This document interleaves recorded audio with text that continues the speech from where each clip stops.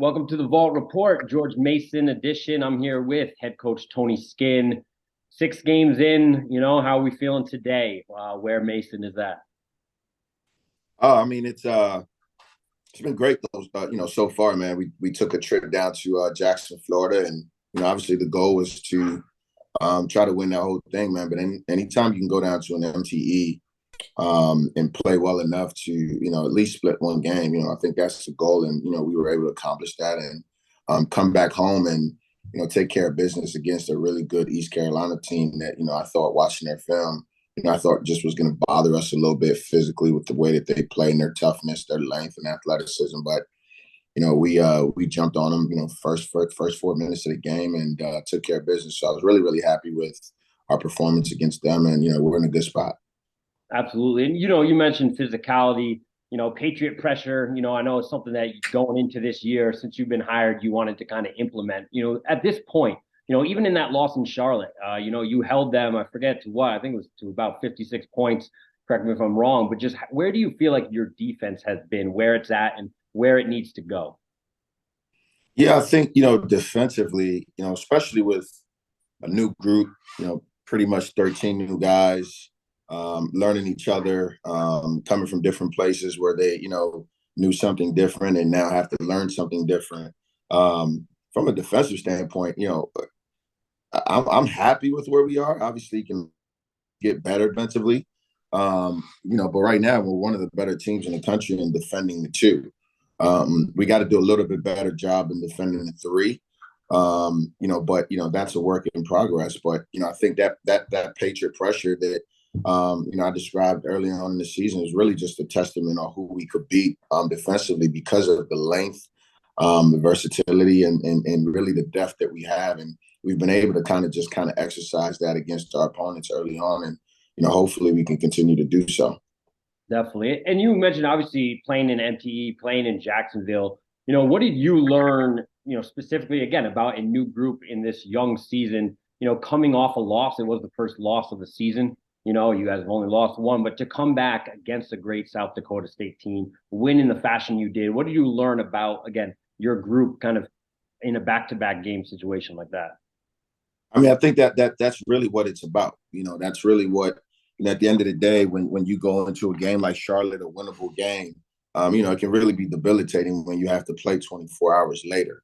And the way we lost, we got down to the last two possessions where, we turned the ball over and really had two chances to win that game. It's hard to have short memory and to be able to come back with the resilience that I thought we had against a good South Dakota State team that, we were kind of put right back in the same situation at the end of the game. And to learn that quick and how to, finish those games and figuring those things out, I was really, really happy and pleased with that. It almost felt ideally you want to go 2-0, but I was happy with the way we bounced back and what we learned, just from that situation in the span of 24 hours. Yep. And part of that, bringing up that game, obviously an ending to have that kind of a moment, early on, I can imagine kind of builds the spirit even more of a team. You're looking at someone like Key, what he's been able to do statistically, Yeah. but beyond the statistics, right? I mean, he has been one of the better guys in the nation. If you're looking at the numbers, what has impressed you most just kind of about him, maybe that, fans don't see or you don't see in the box score? Well, I think sometimes as coaches, we get too much credit for when a player has some new success. This was a kid that obviously when we evaled him and when I watched him at his previous institution, but then also when I remember when I was recruiting him, or not even recruiting him, but actually recruiting a former teammate of his that had signed with us at Ohio State. I watched him and you could see it. You could really see it. Obviously his body's changed, but I think his result and what he's doing now is really a testament to how hard he works. And I know that's the cliche thing to say, but we have vitamin hours, which is really just a chart. If guys getting extra work, and it's a kind of an accountability, a bar for within the guys. And Keyshawn Hall is always number one on the vitamin hours. Whether that's extra, shots with the managers, whether that's an extra lift, you name it. And I think that what you're seeing now is really just who he is. I mean, he's always been a hard worker. Any guy that can individually go into the mode he went into from a physical standpoint and changing his body. I think it's safe to say that guy's working pretty hard, and I'm just really happy for him because he's paid his dues, and it's definitely it's showing off. Yeah, no, definitely. And with that, one of the things I was kind of looking at sometimes, looking at kind of statistics, and I came across, I think it was like the top five lineups in college basketball, certain amount of possessions. I want to make sure I get it right. I believe it was Billups, Hall, Kelly, Maddox, and Polite were in the top five nationwide. Now, I know it's early, and I bring that up in terms of just you as a coaching staff in terms of rotations, right? Finding guys that fit. Obviously, it's early on. How do you feel like you are in terms of just kind of the rotations, finding guys that work well together? Because again, it's a new group, a new staff, a new system. What do you feel, in that regard? Yeah, I mean, I thought early on, sometimes when you're trying to figure things out and, early part of the year in September, you're trying to figure out, who's going to play, who's your go-to guy, what you want to do defensively. I was worried in September a little bit, but it was a good problem just because I knew with the amount of guys that we had, the different type of guys that we had, just trying to find different guys in different rotation and putting them in different spots was going to be something I had to figure out. But again, when you have that type of flexibility and versatility, it's a good thing.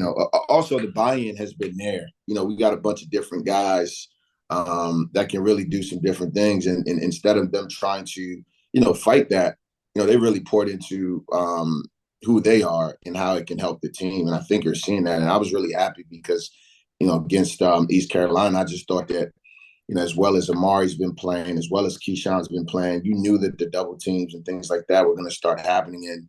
And, when your fours and fives start getting, 11 plus assists collectively and making the other guys better and doing it so willingly, it's a testament to who they are. And so, trying to find those guys and the balance of who to put on the floor right now, we're just in a good spot because it's a different guy, every night. Darius Maddox got off to an early start the other night against East Carolina, had 19 points.